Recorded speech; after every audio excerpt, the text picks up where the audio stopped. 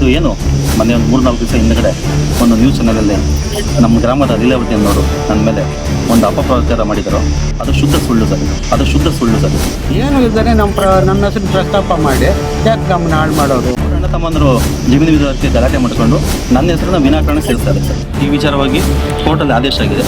ನಕಾಶ್ ಏನಿದೆ ಅನ್ನೋದನ್ನು ಬಳಸ್ಕೊಳ್ಳಿ, ಅದು ಬಿಟ್ಟು ಯಾವ ದಕ್ಷಿಣಕ್ಕೆ ಭಾಗದಲ್ಲಿ ಯಾವುದೇ ರಸ್ತೆಯನ್ನು ರೂಪಿಸಬಾರ್ದು ಕೋರ್ಟ್ ಆದೇಶ ಆಗಿದೆ ಸರ್. ಸರ್ ನಮಸ್ತೆ, ನನ್ನ ಹೆಸರು ಮುರಾಜ್ ಅಂದ್ಬಿಟ್ಟು ಧನ್ಮಟ್ನಹಳ್ಳಿ ಗ್ರಾಮದವರು.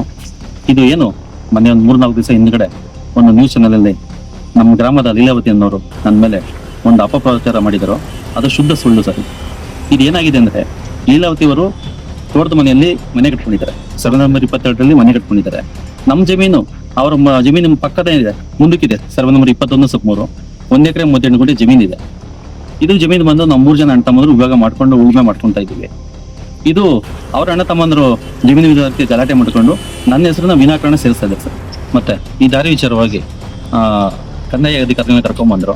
ಅವರು ಸ್ಪಾಟ್ ಮಾಜರ್ ಮಾಡ್ಬಿಟ್ಟು ಇಲ್ಲಿ ಯಾವುದೇ ರಸ್ತೆ ಬಿಡಂಗಿಲ್ಲ, ಇಲ್ಲಿ ನಮಗೆ ಪ್ರಾಜೆಕ್ಟ್ ಅಂತ ಹೋದ್ರು ಸರ್. ಮತ್ತೆ ಇದು ಮತ್ತೆ ಒಂದು 2 ತಿಂಗಳಾದ್ಮೇಲೆ AC ಮೇಡಮ್ನ ಕರ್ಕೊಂಡ್ಬಂದ್ರು. ಅವರು ಸ್ಪಾಟ್ ಮಾಜರ್ ಬಂದ್ಬಿಟ್ಟು ಇಲ್ಲಿ ನಕಾಶ್ ದರ ಇದೆ, ನಕಾಶ್ ದರ ಯೂಸ್ ಮಾಡ್ಕೊಳ್ಳಿ, ಅದು ಬಿಟ್ಟು ನಿಮ್ಮ ಮನೆ ನೇರವಾಗಿ ರಸ್ತೆ ಬಿಡಂಗಿಲ್ಲ ಅಂತ ಅವರು ಆದೇಶ ಮಾಡ್ಬೋದು. ಮತ್ತೆ ಇದಾದ್ಮೇಲೆ DCR ಸೆಲ್ಲಿಂದ SST ಸೆಲ್ಲಿಂದ ನಮ್ಮ ಮೇಲೆ ನೋಟಿಸ್ ಕಳಿಸಿದ್ರು. ನಮಗೂ ನಮ್ಮ ಪಕ್ಕದ ಜಮೀನವ್ರು ಗೋವಿಂದಣ್ಣವ್ರಿಗೂ ನೋಟಿಸ್ ಕಳಿಸಿದ್ರು. ಆದ ವಿಚಾರವಾಗಿ ನಾವು DC ಅವರಿಗೆ ವಿಚಾರಣೆಗೆ ಹೋದ್ವಿ. ಯಾಕ್ರಪ್ಪ ಅಲ್ಲಿ ದಾರಿ ಬಿಡ್ತಲ್ಲ ಅಂತಂದ್ರು. ಇಲ್ಲ ಸರ್, ನಕಾಶ್ ದಾರಿ ಬಿಟ್ಟಿದ್ದೀವಿ, ಕಾಲ್ದಾರಿ ಬಿಟ್ಟಿದ್ದೀವಿ, ಜಮೀನಿಗೆ ಯಾವುದಕ್ಕೂ ಏನು ತೊಂದರೆ ಮಾಡ್ತಲ್ಲ ಅಂತ ಹೇಳಿದ್ರು. ಅವರು ಸ್ಪಾಟ್ ಮಾಜರ್ ಬಂದರು ಜೀಪಲ್ಲಿ. ಅವ್ರು ಜೀಪ್ನಿಂದ ಇಳಿಲೇ ಇಲ್ಲ ಸರ್. ಇಲ್ಲಿ ಬಿಡ್ಸಕ್ಕೆ ನಮಗೆ ಹಕ್ಕಿಲ್ಲ, ನಕಾಶ್ ದಾರಿ ಯೂಸ್ ಮಾಡ್ಕೊಳ್ಳಿ ಅಂತ ಹೋದ್ರು. ಮತ್ತೆ ಇದಿಷ್ಟೆಲ್ಲ ಆಯಿತು. ಮತ್ತೆ ನಾವು ಉಳುಮೆ ಮಾಡಕ್ಕೆ ಹೋಗಿದ್ವಿ. ಉಳುಮೆ ಮಾಡ್ಬೇಕಾದ್ರೆ ನಮ್ಮ ಜಮೀನ ಮತ್ತೆ ಅಡ್ಡ ಬಂದ್ಬಿಟ್ಟು ಇಲ್ಲ ಆದೇಶ ಇದೆ, ಸರ್ಕಾರ ದಾರಿ ಮಾಡಿದೆ ಅಂತೆಲ್ಲ ಹೇಳಿದ್ರು.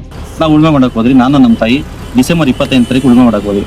ಡಿಸೆಂಬರ್ 25 ಉಳುಮೆ ಮಾಡಕ್ಕೆ ಹೋದಾಗ ಉಳುಮೆ ಮಾಡ್ಸಕ್ಕೆ ಬರಲಿಲ್ಲ ಸರ್. ಲೀಲಾವತಿ ಅವ್ರ ಗಂಡ ಮುನ್ರಾಜ್ ಅವರು ಉಳುಮೆ ಮಾಡ್ಸಕ್ಕೆ ಬಿಡಲಿಲ್ಲ.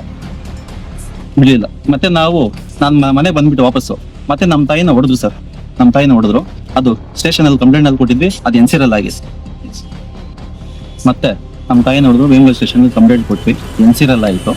ಮತ್ತೆ ಇದು ವಿಚಾರವಾಗಿ ಏನಾಯ್ತು ಅಂತಂದ್ರೆ ಪೊಲೀಸರು ಕೇಸ್ ಕಳ್ಕೊಂಡ್ವಿ. ಅದು 10 ತಿಂಗಳ ಕೇಸ್ ನಡೀತು ಸರ್. 10 ತಿಂಗಳಿಂದ ಕೇಸ್ ನಡೀತು.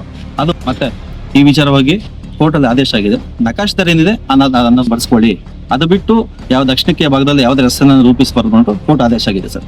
ಮತ್ತೆ ಇನ್ನೊಂದು ವಿಚಾರ ನಮ್ಮ ಮೇಲೆ ಹೇಳಿದೆ ಸರ್. ಅವರು ಏನಂತ ಹೇಳಿದ್ರೆ ಅಂದರೆ, ಸರ್ವೆ ನಂಬರ್ 43ರಲ್ಲಿ ನಮ್ಗೆ ಗೊತ್ತಿಲ್ಲರ ನಮ್ಮ ಮಾವಸರಿಂದ ಜಮೀನು ಮಾಡಿಸ್ಕೊಂಡಿದ್ದಾರೆ.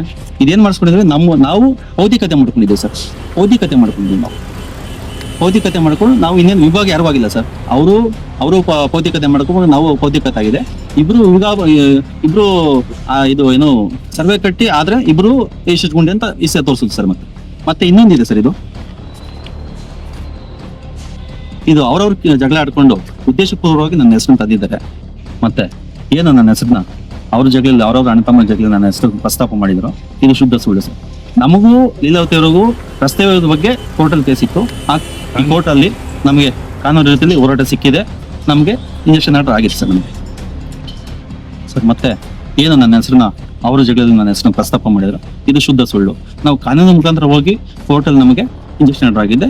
ನಾವು ಕಾನೂನು ಮುಖಾಂತರ ನಾವು ಇದು ಮಾಡ್ಕೊಂಡಿದ್ದೀವಿ ಸರ್. ನಮ್ಮ ಹೆಸರು ನಾರಾಯಣಸ್ವಾಮಿ ಅಂತ ಧನ್ಮಟ್ನಹಳ್ಳಿ. ಇವರು ಲೀಲಾವತಿ ಅವರು ಮೈದ್ಯರು ಅವರು ಕಿತ್ಲಾಡ್ಕೊಬಿಟ್ಟು ಸ್ಟೇಷನ್ಗೆ ಹೋಗ್ಕೊಂಡು ಹಾಸ್ಪಿಟ್ಲ್ಗಳಲ್ಲಿ ಅಡ್ಮಿಟ್ ಮಾಡ್ಕೊಬಿಟ್ಟು ಇದು ಅವರು ನಮ್ಮದಲ್ಲಿ ದಾರಿ ಬೇಕೋ ಅದು ಕೋರ್ಟಲ್ಲಿ ನಡೀತಾ ಇದೆ, ಅದೇನು ಇರ್ತದ ಅದಾಗ್ಬಿಡಿ. ಇವರು ಹಾಸ್ಪಿಟ್ಲ್ಗಳಲ್ಲಿ ಅಡ್ಮಿಟ್ ಮಾಡ್ಕೊಬಿಟ್ಟು ಇವರು ವೀಡಿಯೋ ಹಾಕಲ್ಲ, ನಮ್ಮ ಅಣ್ಣ ತಮ್ಮದಿರನ್ನೆಲ್ಲ ಯಾಕೆ ತರಬೇಕು?